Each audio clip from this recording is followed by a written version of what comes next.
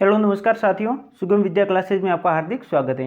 अपन पढ़ रहे थे पार्ट्स ऑफ स्पीच यानी पार्ट्स ऑफ स्पीच की सीरीज के अंदर सबसे पहले मैंने आपको करवाया था नाउन यानी संज्ञा क्या होती है। तो वो मैंने वहाँ पर चार जो क्लास थी उसके अंदर कंप्लीट कर लिया था। उसके बाद में था प्रोनाउन यानी सर्वनाम क्या होता है, तो प्रोनाउन था वो भी कंप्लीट अपन का हो गया था। उसके बाद में मैंने अगला टॉपिक स्टार्ट किया था एडजेक्टिव यानी विशेषण क्या होता है। तो एडजेक्टिव अपना टॉपिक था वो भी वहाँ पर कंप्लीट हो गया था। तो आपने अभी तक वो क्लासें पिछली वाली नहीं देखी है तो आप वहाँ जाकर के एक बार प्लेलिस्ट में जाकर के एक बार उसने ज़रूर देख लें।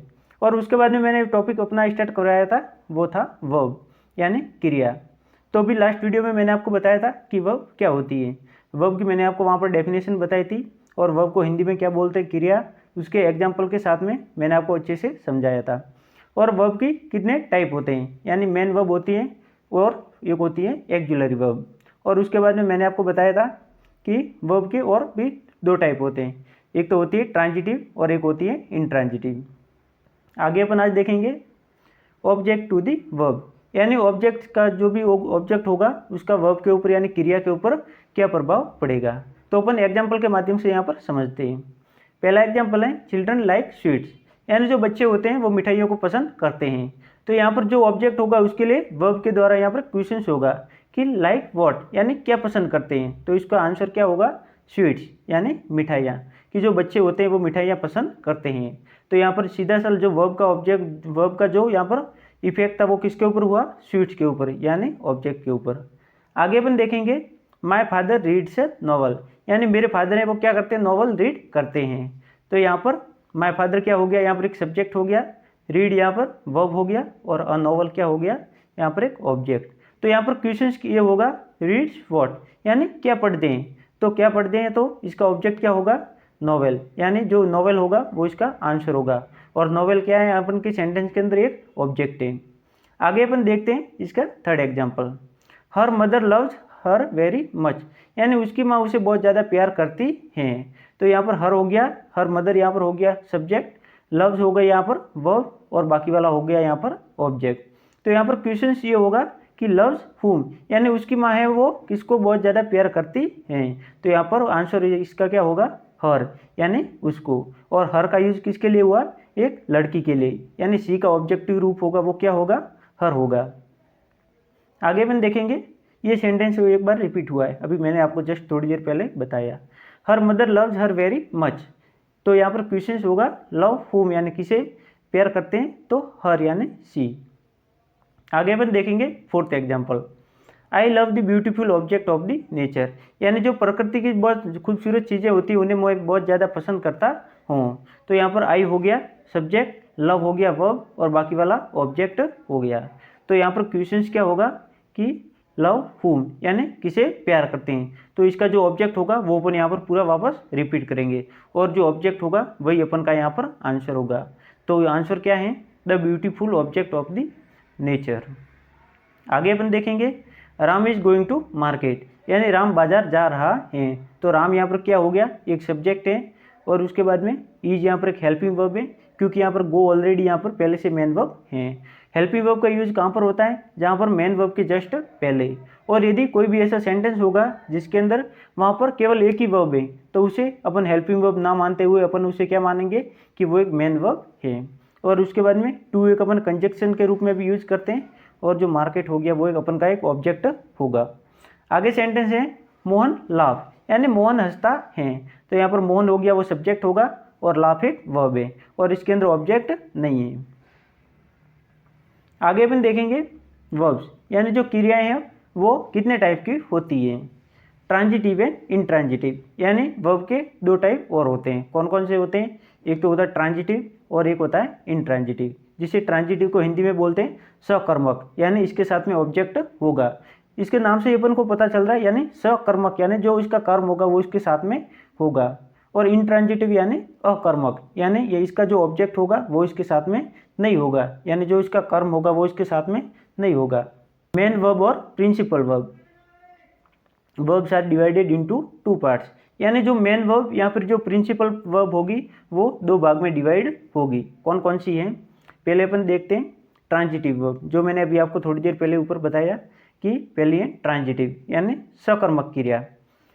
तो सकर्मक क्रिया क्या होती है, अपन इसकी डेफिनेशन देखते हैं।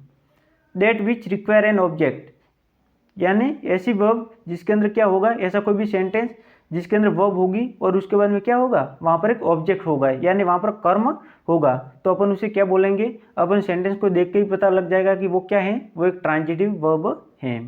आगे देखते हैं इनट्रांजिटिव वर्ब, यानी हिंदी में अपन इसे बोलते हैं अकर्मक क्रिया है, यानी इसके साथ में कर्म नहीं होगा।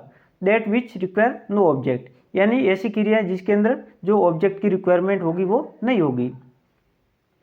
जैसे सबसे पहले अपन ट्रांजिटिव वर्ब देखते हैं, यानी सकर्मक क्रिया क्या होती है। ट्रांजिटिव वर्ब यानी जिसे हिंदी में अपन बोलते हैं सकर्मक क्रिया। सबसे पहले अपन इसकी डेफिनेशन यानी इसकी परिभाषा क्या होती है। डेफिनेशन अभी मैंने आपको बता दिया, लेकिन एक बार और अपन इसे देख लेते हैं।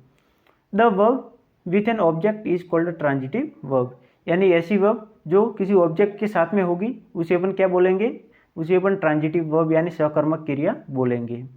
The verb which takes an object in is a transitive verb, यानी ऐसी क्रिया जिसके साथ में हमेशा क्या होगा, एक ऑब्जेक्ट होगा। आगे देखते हैं अ transitive verb is that which require an object, यानी ये तीनों के तीनों बिल्कुल इसकी डेफिनेशन सेम है, इसका मतलब पूरा एक ही निकलता है। और वो क्या मतलब है कि ऐसी क्रिया जिसके साथ में क्या होगा, एक ऑब्जेक्ट होगा, तो अपन उसे ट्रांजिटिव यानी सकर्मक क्रिया बोलेंगे। आगे अपन देखते हैं जिस वर्ब के बाद ऑब्जेक्ट का प्रयोग हुआ हो उस वर्ब को अपन ट्रांजिटिव वर्ब कहते हैं। ये इसकी हिंदी में डेफिनेशन हो गई, आगे थी वो इंग्लिश में, और यदि आप अच्छे से समझना चाहते हैं तो हिंदी में भी आप इसे एक बार अच्छे से देख सकते हैं। अपन इसके एग्जाम्पल देखेंगे, यानी सेंटेंस के माध्यम से भी अपन इसे समझने की पूरी कोशिश करेंगे। पहला यहाँ पर एग्जाम्पल है मोहन प्लेज क्रिकेट, यानी मोहन है वो क्रिकेट खेलता है। तो यहाँ पर मोहन हो गया, वो क्या हो गया, एक सब्जेक्ट हो गया, यानी जो करता, सब्जेक्ट को क्या बोलते हैं हिंदी में, करता है, यानी काम को करने वाला। प्ले हो गया, वो क्या हो गया, एक वर्ब है। और यहाँ पर प्लेज क्यों आया, क्योंकि मोहन एक सिंगुलर है। वो अपन टेंस टॉपिक पढ़ेंगे, उसके अंदर ये अपन अच्छे से वहाँ पर समझेंगे। फिर है क्रिकेट, क्रिकेट क्या हो गया, ये अपन का ऑब्जेक्ट हो गया। तो अपन ने यहाँ पर क्या पढ़ा था कि ट्रांजिटिव वर्ब वह होगी जिसके अंदर जो वर्ब के साथ में क्या लगेगा, ऑब्जेक्ट लगेगा। तो यहाँ पर प्लेज हो गई वर्ब और उसके साथ में क्रिकेट ऑब्जेक्ट हो गया। आगे हैं I like the season of the winter, यानी मैं विंटर की सीजन को बहुत ज़्यादा I like the season of the winter, यानी मैं विंटर की सीजन को बहुत ज़्यादा पसंद करता हूँ। तो आई यहाँ पर सब्जेक्ट हो गया, लाइक यहाँ पर वर्ब हो गया, और the season of the winter एक ऑब्जेक्ट हो गया। तो ये इसके पीछे ऑब्जेक्ट आ गया, तो इसीलिए अपन मानेंगे कि ये भी क्या है, ये भी ट्रांजिटिव वर्ब है। आगे अपन देखते हैं third, you have helped my family, यानी तुमने मेरे परिवार की मदद की, यानी तुमने मेरी फैमिली की हेल्प की। तो यहाँ पर यू क्या हो गया, यू एक ऑब्जेक्ट, यू एक सब्जेक्ट हो गया, और हैव क्या होगा, एक हेल्पिंग वर्ब, और हेल्प क्या होगा, एक मेन वर्ब, और माई फैमिली ऑब्जेक्ट हो गया।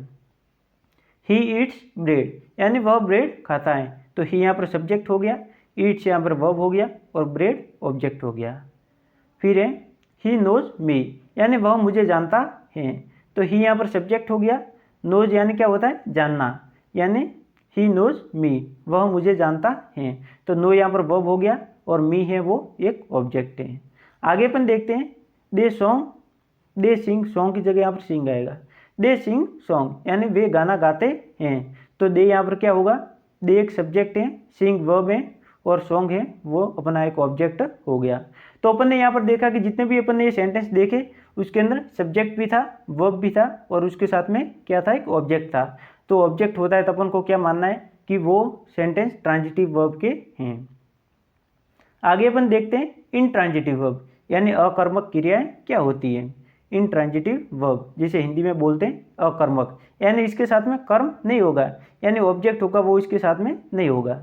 जैसे इस सबसे पहले अपन इसकी डेफिनेशन देखते हैं, यानी इसकी परिभाषा क्या होती है। The verb used without an object is called an intransitive verb, यानी ऐसी क्रियाएं जो किसी वर्ब तो वहाँ पर यूज होगी लेकिन वहाँ पर कोई ऑब्जेक्ट यानी जो उसका कर्म होगा वो उसके साथ में यूज नहीं होगा, तो अपन उसे क्या मानेंगे कि वो एक इनट्रांजिटिव वर्ब है, यानी वह एक अकर्मक क्रिया है। The verb which have no object is called an intransitive verb, यानी ऐसी क्रिया जिसके साथ में कोई ऑब्जेक्ट नहीं होगा उसे अपन अकर्मक क्रिया मानेंगे। ये तीनों के तीनों डेफिनेशन बिल्कुल यहाँ पर सेम ही है, इनका मतलब एक ही निकलता है।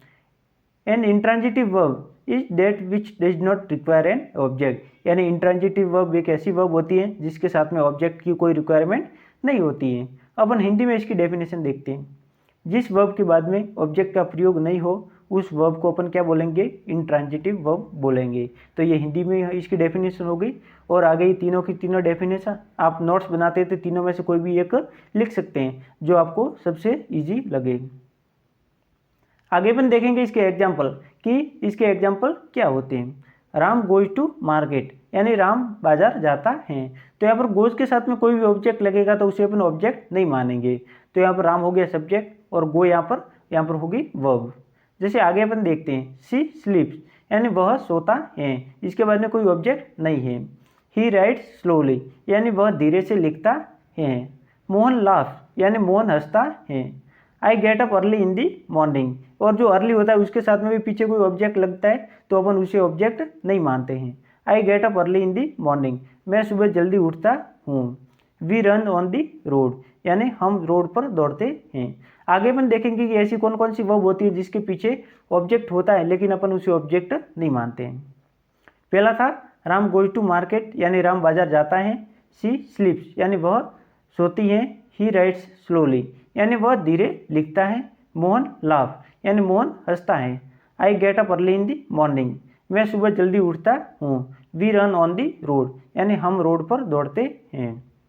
इंट्रांजिटिव वर्ब, यानी इंट्रांजिटिव वर्ब यहाँ पर कौन कौन सी है। जैसे गो, तो अभी मैंने आपको ऊपर बताया था कि जो गो होती है, गो के साथ में यदि कोई ऑब्जेक्ट लगता है तो इसे अपन क्या मानेंगे, तो भी ये इंट्रांजिटिव वर्ब होगी, यानी ये अकर्मक क्रिया होगी।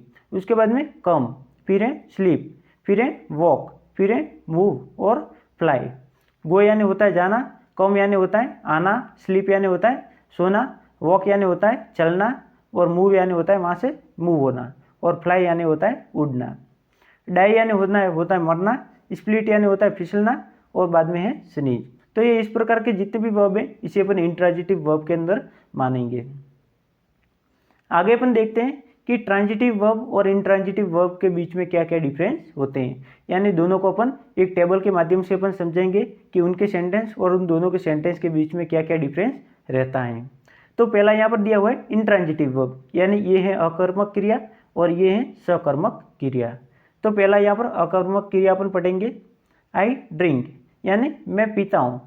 तो यहाँ पर है लेकिन इसके पीछे कोई ऑब्जेक्ट नहीं है, यानी मैं पीता हूँ लेकिन मैं क्या पीता हूँ, पानी पीता हूँ, दूध पीता हूँ वगैरह कुछ भी। यहाँ पर आई ड्रिंक वाटर, लेकिन यहाँ पर ऑब्जेक्ट पीछे है कि मैं पानी पीता हूँ, तो इसे अपन क्या मानेंगे कि ये एक ट्रांजिटिव वर्ब है और ये एक इंट्रांजिटिव वर्ब है। माय फादर ईट्स, यानी मेरे पापा खाते हैं, लेकिन अपन को ये मालूम नहीं है कि क्या खाते हैं। तो यहाँ पर ट्रांजिटिव वर्ब के अंदर अपन देखते हैं माय फादर ईट्स ब्रेड, यानी मेरे पापा ब्रेड खाते हैं। थर्ड है माय मदर रीड्स, यानी मेरी माँ पढ़ती हैं, लेकिन अपन को ये नहीं है मालूम कि मेरी माँ क्या पढ़ती हैं, तो उसके लिए अपन ट्रांजिटिव वर्ब के अंदर देखेंगे। माय मदर रीड्स दी रामायण, यानी मेरी माँ है वो क्या पढ़ती हैं, वो रामायण पढ़ती हैं। द चर्च बेल रैंग, यानी चर्च की बेल बजी, लेकिन अपन को ये पता नहीं है कि चर्च की बेल है वो किसने बजाई। तो यहाँ पर अपन देखेंगे ट्रांजिटिव वर्ब के अंदर the peon rang the bell, यानी जो पियोन था उसने बेल बजाई। तो आज अपन ने सबसे पहले पढ़ा, एक बार अपन इसका पूरा क्विक रिवीजन कर लेते हैं जो आज अपन ने पढ़ा। तो सबसे पहले अपन ने पढ़ा कि ऑब्जेक्ट होता है उसका वर्ब के ऊपर क्या क्या इफेक्ट होता है, और वो अपन ने एग्जाम्पल के माध्यम से भी समझा, और मैंने आपको यहाँ पर 5-6 एग्जाम्पल भी आपको बताए। उसके बाद में मैंने आपको बताया कि मेन वर्ब है, जो वर्ब होती है वो कितने टाइप की होती है। तो एक होती है ट्रांजिटिव वर्ब और एक होती है इंट्रांजिटिव, यानी मेन वर्ब्स और प्रिंसिपल वर्ब। एक तो होती है एक्जुलरी वर्ब, तो एक्जुलरी वर्ब अपन बाद में देखेंगे और कल मैंने आपको बता भी दी थी। लेकिन यहाँ पर जो ट्रांजिटिव और इंट्रांजिटिव है वो किसके टाइप है, वो मेन वर्ब के, यानी जो मुख्य क्रिया होती है उसके टाइप है। तो उसके कितने टाइप हैं, 2 टाइप हैं। कौन कौन से हैं, एक तो ट्रांजिटिव यानी सकर्मक क्रिया, और दूसरा है इंट्रांजिटिव वर्ब यानी अकर्मक क्रिया। उसके बाद में अपन ने पढ़ा कि ट्रांजिटिव वर्ब क्या होती है, सकर्मक क्रिया क्या होती है।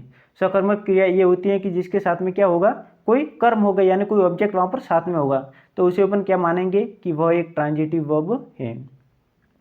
उसके बाद में मैंने इसके सेंटेंस बताए, यानी सेंटेंस को अपन कैसे समझते हैं वो भी मैंने आपको बताया।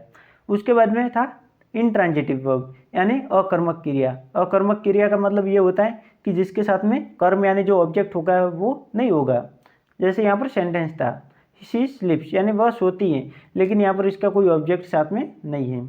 उसके बाद में मैंने आपको बताया कि ऐसी कौन कौन सी वर्ब होती है जिसके साथ में यदि ऑब्जेक्ट होगा फिर भी उसे अपन इंट्रांजिटिव वर्ब के अंदर मानेंगे। तो ये थी go, come, sleep, walk, move, fly, die, split और स्नीज। उसके बाद में मैंने आपको एक टेबल के माध्यम से बताया कि इंट्रांजिटिव वर्ब और ट्रांजिटिव वर्ब के बीच में, दोनों के बीच में क्या क्या डिफरेंस रहता है। तो वो अपन ने एक एक करके समझा। इंट्रांजिटिव के अंदर ऑब्जेक्ट नहीं होगा और जो ट्रांजिटिव होगा उस सेंटेंस के अंदर वर्ब ऑब्जेक्ट होगा। तो साथियों आज के लिए इतना ही। यदि आपने अभी तक हमारे YouTube चैनल को सब्सक्राइब नहीं किया है तो आप एक बार उसे सब्सक्राइब जरूर कर लें। Thank you so much for watching the video. Click the subscribe button to my channel, press the YouTube bell icon and don't miss updates. Thank you.